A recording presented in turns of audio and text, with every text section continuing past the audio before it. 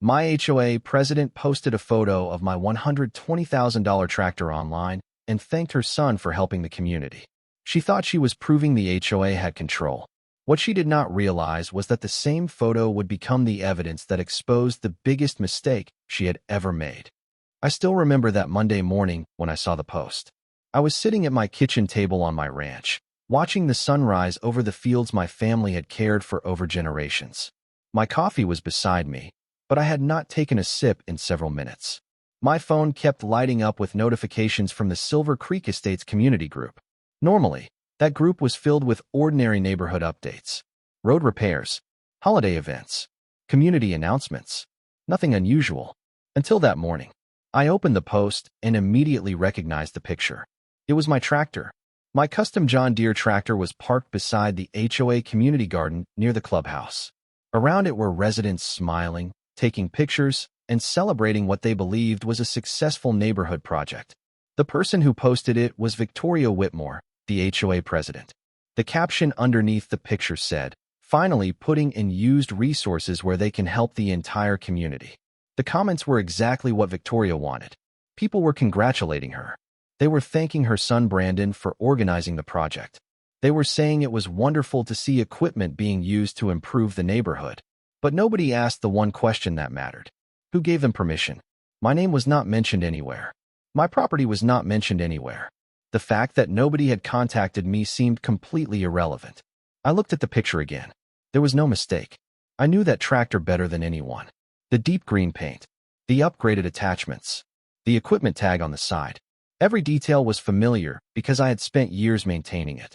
It was not HOA equipment. It was not community property. It belonged to me. For a moment, I simply sat there and stared at the screen. I could have responded immediately. I could have written a message explaining everything.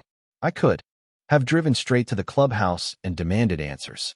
But after years working in the county evidence division before returning full-time to ranch life, I learned something important. The person who reacts first often gives everyone else control of the situation.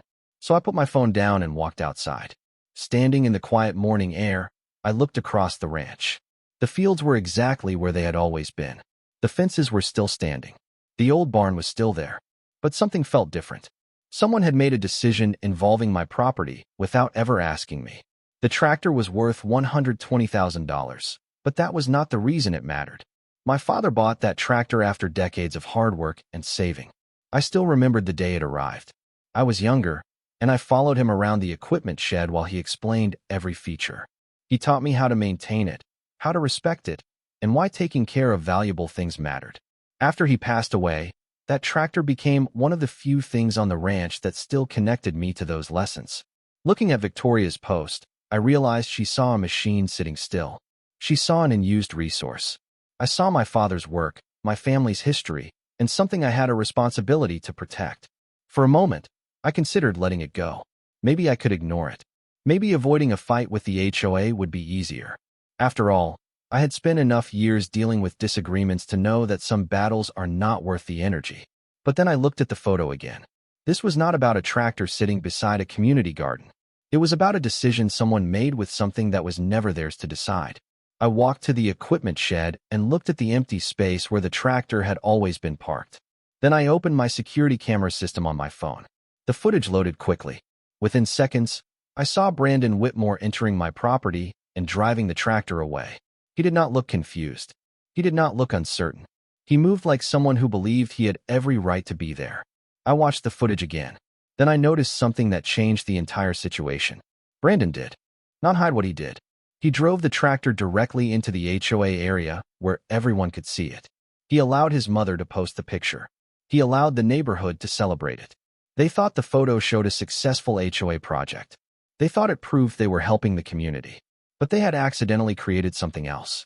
They had created a public record showing exactly where my property was, who was using it, and how confident they were that nobody would challenge them. I opened my file cabinet and pulled out my ownership documents, registration papers, and maintenance records. Everything was organized. The serial number matched. The paperwork was clear. The facts were simple. The tractor belonged to me. Victoria Whitmore thought she was showing Silver Creek Estates what the HOA could accomplish. She thought she was proving the neighborhood had control. Instead, She had created the first piece of evidence that would reveal the truth. She thought she was posting a victory. She was actually documenting the beginning of the biggest mistake the HOA had ever made. After reviewing the security footage, I knew the tractor was not the biggest question anymore. The footage answered what happened. It showed Brandon Whitmore entering my property, moving my tractor, and taking it toward the HOA community garden. But the footage created a bigger question. Why did Brandon believe he had the right to do it? That question mattered more than the equipment itself. People usually do not make decisions like that without first convincing themselves they are justified. They find a reason. They create an explanation. They look for something that makes the decision feel acceptable. I wanted to understand what made Brandon and Victoria Whitmore so confident that nobody would challenge them. Later that afternoon, I drove towards Silver Creek Estates. I did not go there looking for an argument. I did not go there to embarrass anyone. I wanted to see the situation for myself before deciding what happened next. When I reached the clubhouse area, I saw exactly what Victoria wanted everyone to see. My tractor was parked beside the community garden, surrounded by residents who believed they were looking at a successful neighborhood project.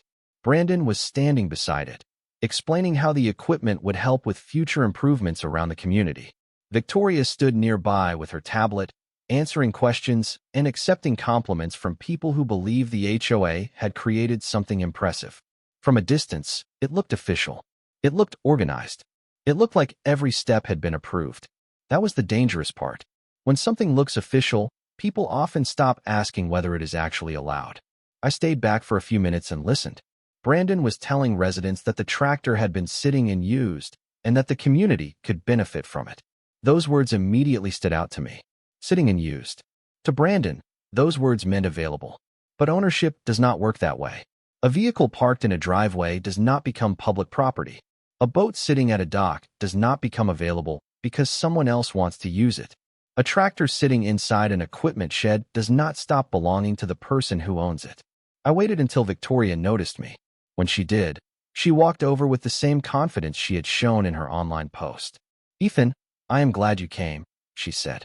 "I think you can see what we are trying to accomplish here." I looked toward the tractor and then back at her. "I understand what you are trying to accomplish. What I do not understand is why nobody asked before using my equipment." Victoria gave a small smile. It was the kind of expression someone gives when they believe they already understand the situation. "I think there has been some confusion about how community resources work," she said. That word stood out to me. Confusion. I had heard that word many times throughout my career. People often use it when they want to make a decision sound smaller than it really is. I asked her one simple question. Did anyone from the HOA receive permission from me to use the tractor? She did not answer directly. Instead, she started explaining the HOA's purpose. She talked about improving the neighborhood. She talked about residents helping each other. She talked about cooperation and shared responsibility. Every point sounded reasonable. That was exactly why it was effective. Nobody objects to helping a community, but a good intention does not replace permission. I told her I had security footage showing Brandon removing the tractor from my property. I told her I had records proving ownership. For the first time, I noticed a slight change in her expression. It was not anger. It was not panic. It was the moment when someone realizes the conversation is not going the way they expected. "Ethan," she said, "nobody is trying to take your tractor. We are simply using something that benefits everyone." That sentence explained the entire problem. Victoria did not see herself as someone who had crossed a boundary. She saw herself as someone who had the responsibility to make decisions for the neighborhood. But responsibility and control are not the same thing.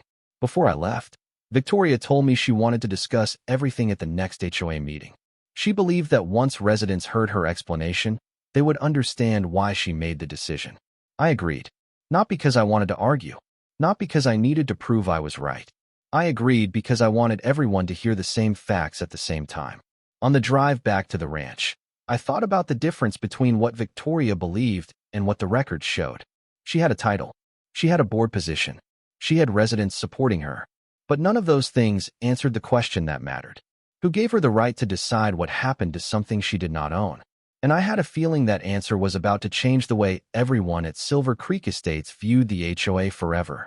After my conversation with Victoria Whitmore, I drove back to the ranch with a different understanding of what had happened. At first, I thought this was simply about recovering my tractor. Someone had taken my property without asking, and the solution seemed obvious. Return the equipment. Admit the mistake. Move forward. But Victoria's reaction told me something much more important. She did not speak like someone who realized she had crossed a boundary. She spoke like someone who believed the boundary never existed. That was the part one needed to understand. Where did that confidence come from? Before the HOA meeting, I decided to look deeper. Not because I wanted to fight. Not because I wanted to embarrass anyone. I wanted the complete picture. The first thing I reviewed was the security footage from the days before Brandon moved the tractor. The moment he drove it away was important, but the events leading up to it mattered even more. I went back through the recordings one day at a time. 3 days before the tractor disappeared, I noticed Brandon's truck parked near the edge of my property. He stayed there for several minutes, looking toward the equipment shed. At the time, it seemed like nothing unusual. Silver Creek Estates bordered part of my ranch, and neighbors occasionally drove near the property line. But after everything happened, that moment stood out. Brandon was not discovering the tractor for the first time. He already knew where it was. He already knew it was there. Then I checked the GPS tracking system installed on the tractor. I added that system years earlier because managing a large ranch means knowing where valuable equipment is located. When you own 180 acres, machinery moves around often. A tracking system saves time and prevents confusion. The records showed the exact route the tractor took after leaving my property. It traveled directly toward the HOA community garden. The timeline was clear. The tractor left my land. Brandon operated it. The equipment arrived at the HOA area. There was no confusion about what happened. The next step was reviewing my communication history. I searched through old messages and emails, looking for any conversation about borrowing equipment or helping with an HOA project. I found nothing. No request. No agreement. No permission. But then I noticed something else. A few days before Brandon took the tractor, he had asked one of the neighbors questions about my equipment. He wanted to know how often I used the tractor and whether it stayed in the same location. At the time, the neighbor thought it was just casual conversation. Nobody had a reason to question it.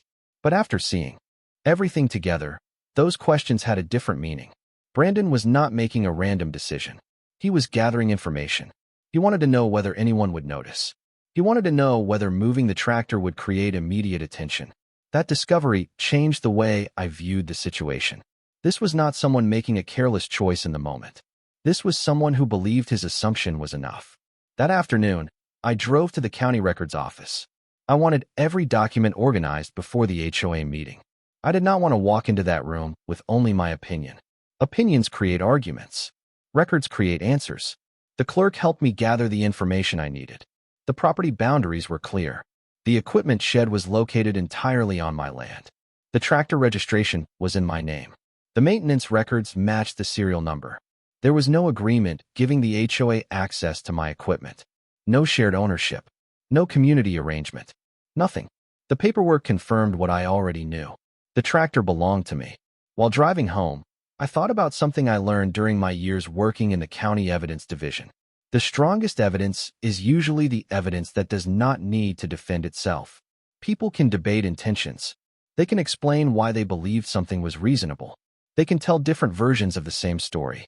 But records do not change because someone tells a better story. They remain exactly the same. That evening, Victoria sent me a message confirming the HOA meeting time. She wrote that she hoped everyone could come together and resolve the misunderstanding. I looked at that word for a long moment. Misunderstanding. It was a convenient word because it made the situation sound smaller than it really was. But the evidence told a different story. The ownership records existed. The security footage existed. The GPS history existed. The questions Brandon asked existed. The information had always been there. The only thing missing was someone willing to look at it. I placed every document into a folder and set it on my desk. Tomorrow, Victoria believed she was going to explain why the HOA made the right decision. I knew I was going there to show something much simpler. The decision was never theirs to make. The night before the HOA meeting, I sat alone at my kitchen table with the folder of documents in front of me. The ownership records, registration papers, GPS history, and security footage were all organized and ready. Everything I needed to explain what happened was there. But before I closed the folder, my attention moved to an old photograph sitting beside my desk. It was a picture of my father standing next to the same tractor years earlier. The machine looked different back then. The paint was brighter. The equipment was newer. But when I looked at that picture, I was not thinking about the tractor. I was thinking about him. My father was never someone who cared about showing people what he owned. He cared about taking care of what he was responsible for. He believed anything worth having was worth protecting. He taught me that land was more than property. It was a commitment. It represented the work of the people who came before you and the responsibility of the people who came after. That tractor represented those lessons. When he bought it, he did not see a $120,000 machine. He saw a tool that would help him maintain the ranch he spent his life building. I still remembered the day it arrived. I was younger, and I followed him around the equipment shed while he explained every detail. He showed me how each part worked. He explained why maintenance mattered. He told me that equipment lasted when people respected it. Years later, after he was gone, that tractor became one of the few things on the ranch that still connected me directly to those memories. That was why Victoria's description bothered me. She called it an unused resource. She saw a machine sitting still. I saw my father's work, my family's history, and something I had a responsibility to protect. For a moment, I considered letting the whole thing go. Maybe I could ignore it. Maybe avoiding a conflict with the HOA would be easier. After all, I had spent enough years dealing with disagreements to know that some battles were not worth the energy. But then I looked at the photograph again. This was not about a machine. It was about a decision someone made with something that was never theirs to decide. That was the moment I understood this was not just about getting my tractor back. It was about making sure people understood where responsibility ended and ownership began. The next afternoon, I arrived at the Silver Creek Estates clubhouse for the HOA meeting. The moment I walked inside, I noticed the difference. The first time I had been there, residents were excited. They were gathered around the tractor. They were congratulating Victoria and Brandon. They believed they were watching a successful community project. This time, the room felt different. People were quieter. Some residents were holding copies of documents. Others were speaking in small groups about questions they had never considered before. The picture Victoria posted had created excitement. The information that followed had created doubt. Victoria stood at the front of the room with Brandon beside her. Behind them was a screen showing photos of HOA improvement projects. The presentation looked professional. It looked organized. It showed exactly what Victoria wanted everyone to see. A community working together. But there was one thing missing from every image: permission. Victoria opened the meeting by talking about cooperation, neighborhood improvements, and helping one another. Nobody disagreed with those ideas. They were good ideas. That was what made the situation complicated. The issue was never whether helping the community was valuable. The issue was whether someone could decide that another person's property was available without asking. When she finished speaking, Victoria turned toward me. "Ethan, I think everyone would appreciate hearing your perspective." I walked toward the table with the folder in my hand. I did not come there to attack anyone. I did not come there to embarrass Victoria. I simply placed the documents down in front of everyone. "Before we discuss whether the project was helpful," I said, "we need to discuss whether it was allowed." The room became silent. Victoria looked at the papers and then back at me. "Ethan, nobody is questioning that you own the tractor." I nodded. "Good. Then the next question is simple. Who gave Brandon permission to remove it from my property?" Nobody answered. I opened the folder and placed the registration documents on the table. Then I placed the security footage timeline beside them. The effect was immediate. There was no argument. No dramatic reaction. The documents changed the conversation before anyone could change the subject. Residents started reading. They started comparing what they had heard with what the records actually showed. And as I watched people understand the difference between an assumption and a fact, I realized something. Proving that the tractor belonged to me was never going to be the difficult part. The paperwork had already done that. The bigger question was much more important. How many times had people accepted the HOA's authority without ever asking where that authority actually ended? The room remained quiet after I placed the documents on the table. It was not the kind of silence that came from confusion. It was the kind of silence that happened when people were seeing information they had never been shown before. For the first time since this situation started, the conversation was no longer controlled by assumptions. It was controlled by facts. Victoria Whitmore looked through the papers carefully. She checked the registration documents, then the security footage timeline, then looked back at the other HOA board members. I could tell she understood something had changed. but she was not ready to let go of control over the conversation. "Ethan, I think we need to be careful about how we describe what happened," she said. "The HOA never intended to claim ownership of your tractor. The purpose was simply to use available resources to support the community." I listened carefully. Her wording was different now. Before, she spoke as if the tractor was already something the HOA could use. Now, she was focusing on intentions. That was a smarter argument because intentions are easier to defend. Nobody wants to believe they made the wrong decision. But intentions do not replace permission. I looked around the room at the residents watching the conversation. "I understand that the goal was to help the neighborhood," I said. "But a good goal does not give anyone the right to use property they do not own." Several residents looked back down at the documents. Victoria opened a folder she had brought with her. "The HOA does have guidelines related to community improvement projects," she said. "We have always encouraged residents to work together." She placed several pages on the table. At first glance, they looked official. The HOA name was printed at the top. There were rules, procedures, and project guidelines. Someone who only looked quickly might believe Victoria had a strong argument. But I took my time reading every page. The first document explained landscaping responsibilities. The second described volunteer opportunities for residents. The third discussed maintenance of HOA-owned areas. I turned each page slowly. None of them mentioned my tractor. None of them mentioned private equipment. None of them gave the HOA permission to remove property from a homeowner's land.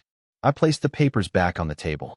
"These rules explain what the HOA can do with property it owns or manages," I said. "They do not explain what the HOA can do with property that belongs to someone else." The difference was simple, but it changed everything. The HOA could organize projects. It could manage community spaces. It could create rules within its own authority. But it could not expand that authority just because an idea seemed useful. Brandon sat quietly beside his mother. The confidence he showed beside the tractor was gone. He was no longer looking at the situation like someone who had helped create a successful project. He was listening like someone who was beginning to understand the difference between believing something is allowed and actually having permission. Then Robert Hayes, one of the HOA board members, looked toward Victoria. "Did anyone contact Ethan before the tractor was moved?" he asked. The room became still again. Victoria paused. It was only a few seconds, but everyone noticed. "We believe permission was understood," she finally answered. That sentence changed the atmosphere. Immediately. Because she did not say permission was given. She did not say Ethan agreed. She said they believed it existed. Robert leaned forward slightly. But belief and confirmation are not the same thing. Nobody argued with him. That was the first time someone inside the HOA clearly separated an assumption from a fact. After that, more questions came from residents. One homeowner asked whether the HOA had ever created written agreements before using private property for neighborhood projects. Another asked who specifically approved Brandon taking the tractor. The answers became less certain with every question. There was no written approval, no recorded vote, no permission from the owner. The decision happened because people assumed they had the authority. That was the part many residents found difficult to accept. They were not dealing with a complicated rule. They were dealing with something much simpler. Someone made a decision about another person's property without asking the person who owned it. After the meeting ended, several residents stayed behind to speak with me. Some apologized for supporting the project before knowing the full story. Others admitted they had always believed the HOA had more power than it actually did. One neighbor looked at me and said, "I honestly thought if something was close to the community, the HOA had some control over it." I understood why he thought that. Organizations create structure. Titles create confidence. But confidence does not create ownership. Every organization has boundaries. Every leadership position has limits. When I returned home that evening, I placed the folder back on my desk. The tractor was still part of the story, but the issue had become much bigger than one machine. Before the meeting, I was trying to prove what happened. After the meeting, everyone had seen the evidence. The question was no longer whether Victoria and Brandon were wrong about the tractor. That answer was already clear. The question now was something much larger. How many decisions had been made because the HOA believed it had authority instead of taking the time to confirm whether it actually did? After the HOA meeting, I thought the situation would finally move toward a simple resolution. The facts were clear. The residents had seen the ownership records. They had heard Victoria Whitmore explain her position. They had watched the conversation change from assumptions to evidence. At that point, most people would expect the next step to be straightforward. Return the tractor. Acknowledge the mistake. Move forward. But over the next few days, something unexpected happened. The conversation did not end. It became bigger. The tractor was still the event that started everything, but residents were now asking questions that went beyond one piece of equipment. They were looking at old decisions. They were reviewing projects they had accepted without asking for details. They were wondering whether the HOA had slowly developed a habit of acting first and checking later. A few days after the meeting, I received a message from Mark Reynolds, one of the longtime residents of Silver Creek Estates. He asked if we could meet. When I arrived at a small coffee shop outside the neighborhood, Mark looked like someone who had been thinking about something important for a while. He sat across from me, holding his coffee cup and looking out the window before he spoke. "Ethan, I think there is something you should know," he said. I waited for him to continue. Mark explained that after the HOA meeting, several residents started having conversations they had never had before. They began looking back at past projects and asking simple questions. Who approved this? What documents supported that decision? Did anyone actually have permission? For years, many residents trusted the HOA because they believed the board understood its responsibilities. They assumed every decision was backed by proper authority. But the tractor situation changed that. It showed them how easily an assumption could turn into an action. Mark told me that some residents were reviewing situations where the HOA had worked near private property or used areas close to homeowner boundaries. Nothing suggested that every decision had been wrong, but people wanted to understand where the line was. That was the important part. They were finally asking where the HOA's responsibility ended and individual ownership began. When I left the coffee shop, I returned to the ranch and opened my records again. I was not looking for a reason to create conflict. I was looking for clarity. I reviewed property maps, county documents, and old agreements connected to my land. The first thing I confirmed was something simple. Property lines do not move because a neighborhood grows around them. A community project does not create ownership. A shared goal does not create permission. Those boundaries exist for a reason. Later that afternoon, Daniel Reeves stopped by the ranch. Daniel and I had known each other for years. He understood that I was not interested in creating a public dispute. He sat at my kitchen table while I showed him the documents I had collected. The ownership papers, the security footage, the GPS history, the messages. He reviewed everything carefully. After several minutes, he closed the folder and looked at me. "You know what stands out about this?" he asked. I waited for his answer. "They never expected you to have everything documented." I thought about that for a moment. He was right. Victoria and Brandon expected a disagreement. They expected a conversation where everyone shared opinions. They expected me to argue about fairness or emotion. They did not expect a complete record showing exactly what happened. Daniel leaned back in his chair. The strongest position is usually the one that does not need to raise its voice. That was something I believed too. Evidence does not become stronger because someone speaks louder. It becomes stronger because it exists. The next morning, I received another message from Victoria. The tone was completely different from before. There was no explanation about helping the community, no mention of HOA authority, no suggestion that everyone should simply understand her point of view. She only asked if we could meet again to discuss what happened and what came next. I read the message carefully. A week earlier, Victoria had been explaining the rules to me. Now she was asking questions. That was a significant change. I agreed to meet. Not because I needed an apology. Not because I wanted to prove I was right. I agreed because there was still something I wanted to understand. The tractor was only one example. The larger issue was how easily people could confuse responsibility with control. And that was a lesson everyone at Silver Creek Estates was about to learn. The second meeting with Victoria Whitmore happened a few days later, but everything about it felt different from the first time we sat across from each other. There was no crowd of residents waiting for an explanation. There was no presentation showing community improvements. There was no tractor surrounded by people celebrating what they believed was a neighborhood success. This time, it was just Victoria, Brandon, and me inside the Silver Creek Estates clubhouse. The same place where the HOA had once presented a decision as a community achievement. Victoria placed a folder on the table and spent several moments looking through the documents before speaking. That small action told me something had changed. The first time we met, she came prepared to explain why the HOA was right. This time, she came prepared to understand what went wrong. "Ethan, I want to find a way to move forward," she said. I nodded. "I want that too. But moving forward starts with being honest about what happened." Brandon sat quietly beside her. The confidence he had shown when he stood next to my tractor was gone. He was no longer talking about helping the neighborhood or explaining how useful the equipment would be. He was looking at the situation from a different perspective. He had focused on what he wanted to accomplish, but he had never stopped to consider whether he had the right to make that decision. Victoria opened the folder in front of her. "After the last meeting, I reviewed the HOA documents again," she said. "There is no rule that allowed us to use private equipment without approval." It was the first time she had said it clearly. Not a misunderstanding. Not a communication issue. A mistake. I appreciated that she finally acknowledged it, but there was still something I wanted to understand. "Victoria, why did you believe you had that authority?" She looked down at the documents for a moment before answering. "Because the HOA has always been responsible for managing community improvements. Over time, I think we started believing that responsibility extended further than it actually did." That answer explained more than she probably realized. The problem was not that Victoria woke up one morning wanting to control everything around her. The problem was that a small assumption had slowly become a belief. A belief repeated enough times can start feeling like a fact. But feelings do not change ownership. A position does not create permission. And responsibility does not mean control over someone else's property. After the meeting, I called Daniel Reeves.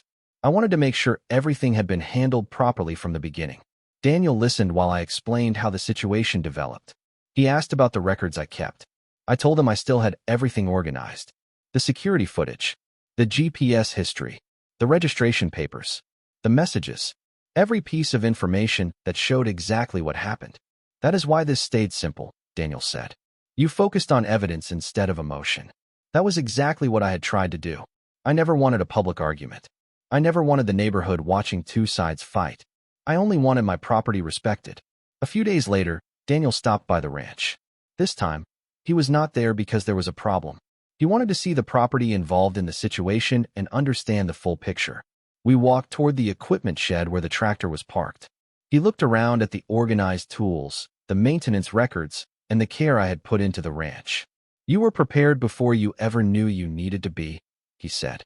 I smiled because that was something my father taught me. Preparation was part of responsibility. That evening, I stood outside watching the sunset across the fields. I thought about how quickly everything had changed. Victoria and Brandon believed they had an advantage because they had the HOA behind them. They had a board. They had community support.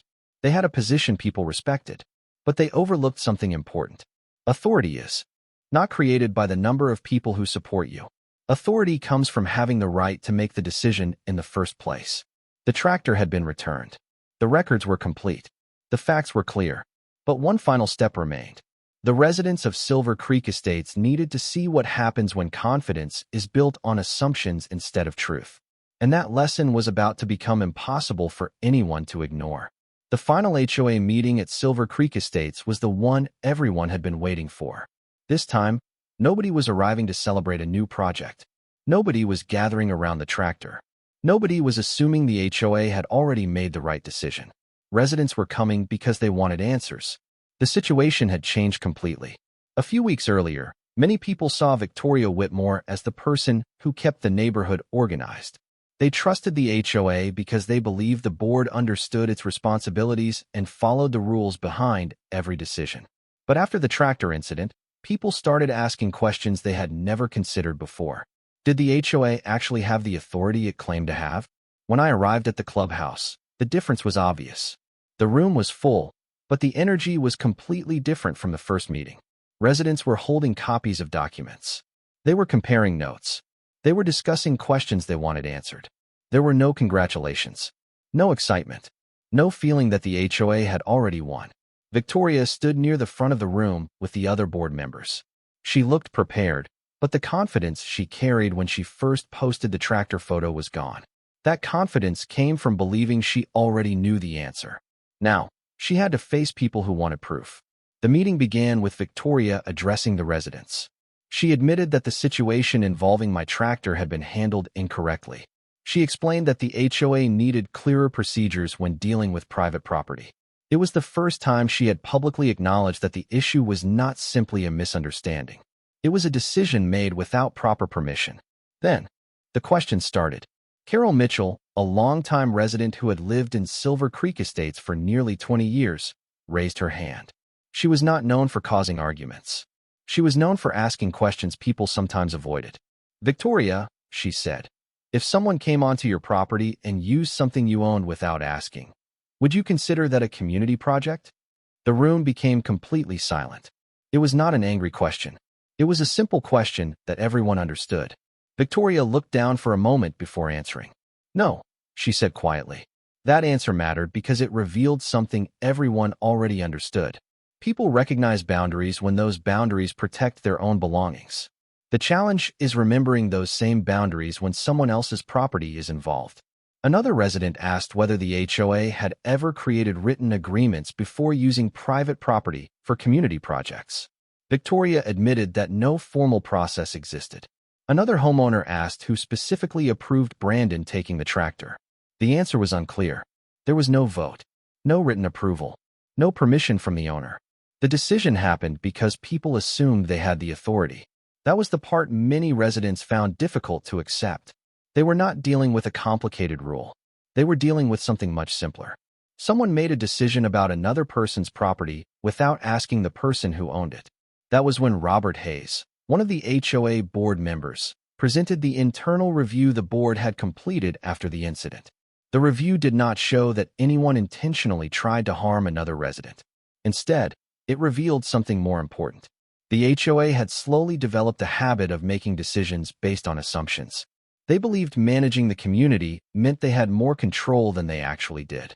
Robert explained that the HOA would create new procedures moving forward. Any use of private property would require written permission. Any project involving homeowner resources would need clear approval. The purpose was not to punish anyone. The purpose was to make sure the same mistake could not happen again. Then Brandon stood up. The room became quiet because everyone knew he was the person who started the situation. He looked uncomfortable, but he did not avoid responsibility. "I should have asked first," he said. "I thought I was helping, but I understand now that helping does not mean deciding for someone else." It was a simple statement, but it mattered. For the first time, Brandon was not defending the decision. He was accepting responsibility for it. After the meeting ended, several residents came over to speak with me. Some apologized for supporting the project before knowing the full story. Others admitted they had misunderstood how much authority the HOA actually had. One neighbor told me, "I always thought the HOA could control more than this." I understood why many people felt that way. Organizations create structure. Titles create confidence. But neither one removes the rights of individual property owners. As I walked out of the clubhouse that evening, I looked back at the place where everything started. A few weeks earlier, Victoria believed she was showing the neighborhood what the HOA could accomplish. Instead, she showed everyone why boundaries matter. The tractor was never the biggest lesson. The real lesson was what happens when people confuse influence with ownership. Because no matter how respected an organization becomes, no matter how many people support it, and no matter how confident its leaders feel, one simple truth remains. A position can create responsibility. It cannot create ownership over something that belongs to someone else. Several months have passed since the final HOA meeting at Silver Creek Estates, and life on my ranch has returned to the quiet routine I have always known. The mornings are peaceful again. The fields still need attention. The fences still need checking. The equipment still needs maintenance. From the outside, everything looks almost exactly the same as it did before the tractor was taken. But the way people around me think about ownership and responsibility has changed. The tractor is back inside my equipment shed where it belongs. The same machine that started the entire situation now sits there quietly, waiting for the next day of work. To most people, it is just a tractor. To me, it represents something much bigger. It represents my father's hard work, my family's history, and the responsibility that comes with protecting what you have spent a lifetime building. After the HOA review was completed, Victoria Whitmore officially stepped down as president of Silver Creek Estates. She did not make a dramatic announcement. She did not blame anyone else. She simply told the board that the community needed a different direction and that trust needed to be rebuilt. I respected that decision because admitting a mistake in front of an entire neighborhood is not easy. For a long time, Victoria believed the HOA position gave her the ability to solve problems however she thought was best. In the end, she learned that leadership is not about controlling every situation. It is about understanding the limits of your responsibility. Brandon changed too. A few weeks after the final meeting, he came to the ranch to apologize in person. He stood near the equipment shed and looked at the tractor differently than he had before. The first time he saw it, he saw a solution to a community project. This time, he saw someone else's property. He told me he had spent a lot of time thinking about what happened. He admitted that he believed being connected to the HOA meant he understood what the neighborhood could do. He thought because the project was meant to help people, the decision itself was acceptable. But he learned something important. Good intentions do not replace permission. Helping people does not mean making choices for them. I accepted his apology because mistakes can become lessons when people are willing to learn from them. A few weeks later, Daniel Reeves stopped by the ranch one afternoon. We sat outside near the equipment shed and watched the sun move across the fields. He asked me if I ever expected the situation to become as large as it did. I told him the truth. I never wanted a public dispute. I never wanted attention from the neighborhood. I never wanted anyone embarrassed. I only wanted my property respected and the facts recognized. Daniel nodded and looked across the ranch. Most people think these situations are about winning, he said. Usually, they are about knowing where the line is.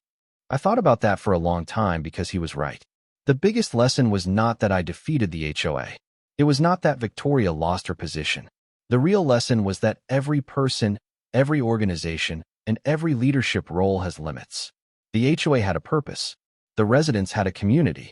I had my property. The conflict began when someone believed one responsibility gave them control over another person's rights. Looking back, I think the biggest mistake Victoria and Brandon made was assuming I would react the way they expected. They thought I would become angry. They thought I would argue. They thought I would make the situation easier by losing patience. Instead, I did the one thing that mattered most. I stayed calm, kept records, and let the evidence speak. That was something my father taught me long before I ever worked in the county evidence division. When you take care of something valuable, you protect it with responsibility. Not with anger. Not with pride. Not with a need to prove you are right. Today, when I start that tractor and drive across the ranch, I do not think about the conflict anymore. I think about my father standing beside it years ago. I think about the lessons he left behind. I think about how a simple decision can reveal something much bigger about people and the way they view responsibility. The story of Silver Creek Estates was never really about a tractor. It was about what happens when people confuse influence with ownership. Victoria thought she was dealing with a quiet ranch owner who would eventually step aside. She never realized that quiet people are often the ones who keep the strongest evidence. The HOA had meetings. The HOA had rules. The HOA had influence. But when the moment came to prove who had the right to decide, only one thing mattered. The facts. And the facts had been clear from the beginning. The tractor belonged to me. The land belonged to me. The decision was mine to make. Not because I had the loudest voice. Not because I had the most power in the room. But because ownership, records, and the law all pointed to the same simple truth. Some lines are not meant to